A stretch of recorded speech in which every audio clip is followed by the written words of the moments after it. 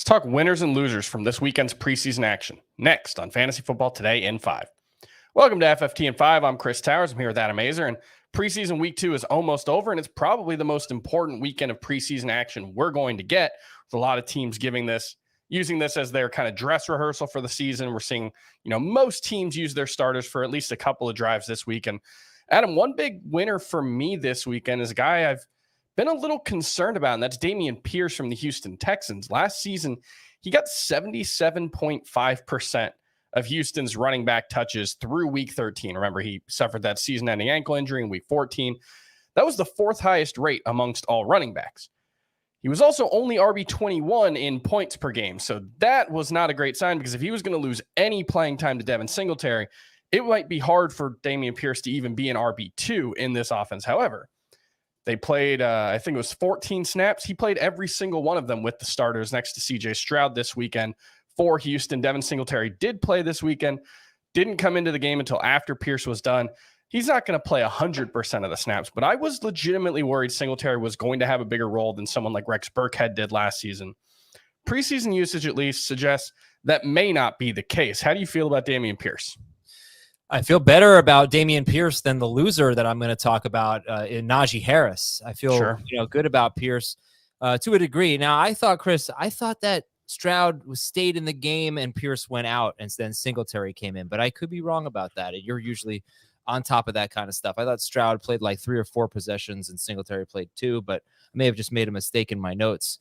But it's obvious Singletary's day was just done. And you see that with running backs. Like Aaron Jones has played 1 snap in each of the preseason games. So, if you have a running back that you love, he plays and then he leaves. Barkley dressed but didn't play. I think Pierce is, close to that guy. I think James Cook is another guy that is playing a bigger role than any Bills running back has played in a long time. So absolutely, those guys are risers. I do think that the ceiling's a little limited. I think the offensive line is going to struggle. I don't think he's going to be super involved in the passing game. And I think that offense in general is going to be rough. So I think late round 4 is the earliest I'd look for Pierce, but I like what I'm seeing, Chris. Yeah, some good stuff from some other running backs. Javonte Williams, I think just the fact that he was out there and, played actually a significant role. I think 5 targets in a couple of drives with Denver, mixed in a lot with Samaje Perine, who handled a lot of the passing downs, the third down situations, but still just a good sign to see Javonte Williams out there.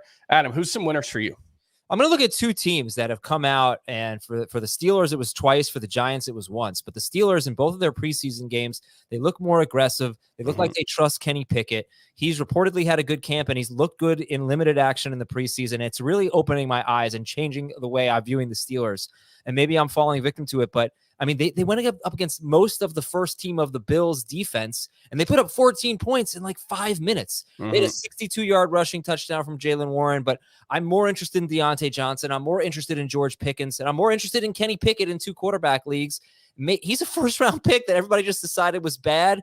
Maybe he's not that bad. I really like what I've seen from them. On Friday night, the Giants came out. Daniel Jones was 8 of 9, 69 yards and a touchdown on one beautiful drive that went right down the field on a lot of the first-team defense for the Panthers. A lot of Darren Waller. A lot of Darren Waller. 3 straight targets to open the game. Yeah, a very creative offense that they have a good coordinator and a good head coach. So, there's still nothing vertical for them. I think that's going to be a concern for the Giants. But those 2 teams who have been kind of ugly, run-heavy offenses, we might see different versions of the Steelers and the Giants. All right, who's a loser for you this weekend? Najee. As much as I love the Steelers, even if Jaylen Warren didn't score, he's had a 62-yard rushing touchdown.